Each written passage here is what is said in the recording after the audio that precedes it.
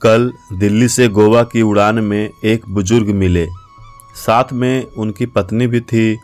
बुजुर्ग की उम्र करीब 80 साल रही होगी। मैंने पूछा नहीं, लेकिन उनकी पत्नी भी 75 पार ही रही होंगी। उम्र के सहज प्रभाव को छोड़ दें तो दोनों करीब करीब फिट थे। बुजुर्ग की पत्नी खिड़की की ओर बैठी थी, बुजुर्ग बीच में और मैं सबसे किनारे वाली सीट पर था।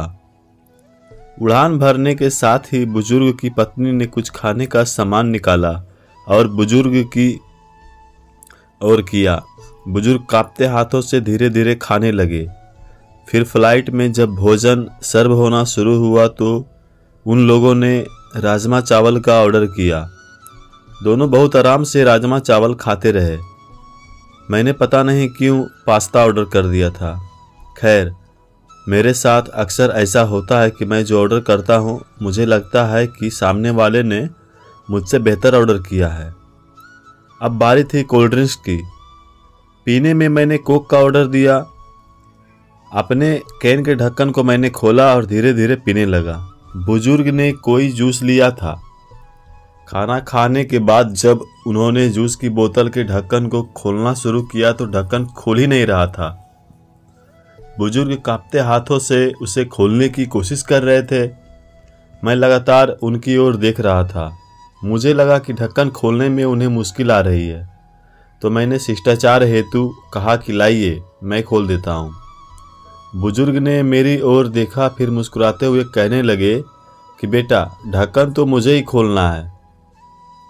मैंने कुछ पूछा नहीं, लेकिन सवाल भरी निगाहों से उनकी ओर देखा। यह देख बुजुर्ग ने आगे कहा, बेटा जी, आज तो आप खोल देंगे, लेकिन अगली बार कौन खोलेगा? इसलिए मुझे खुद खोलना आना चाहिए। उनकी पत्नी भी अपने पति की ओर देख रही थी।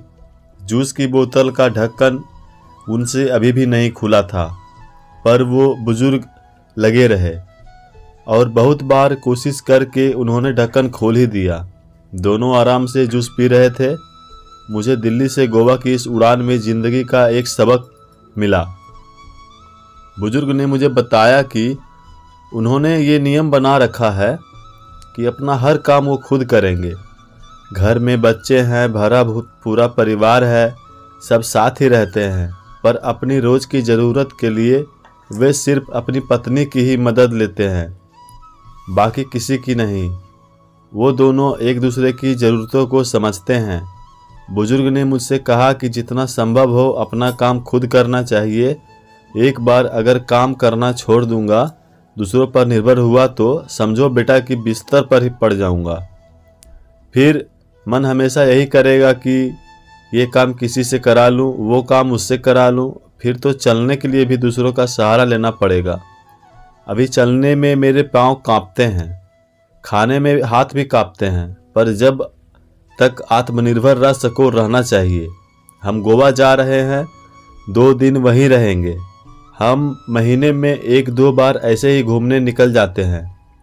बेटे बहू कहते हैं कि अकेले मुश्किल होगी, पर उन्हें कौन समझाए कि मुश्किल तो तब होगी जब हम घूमना फिरना बंद करके खुद को घर में कैद कर लेंगे। पूरी जिंदगी खूब काम किया, अब सब बेटे को देकर अपने लिए महीने के पैसे तय कर रखे हैं और हम दोनों उसी में आराम से घूमते हैं। जहाँ जाना होता है एजेंट टिकट बुक करा देते हैं, घर पर टैक्सी आ जाती है, वापसी में एयरपोर्ट पर भी टैक्सी ही आ जाती है।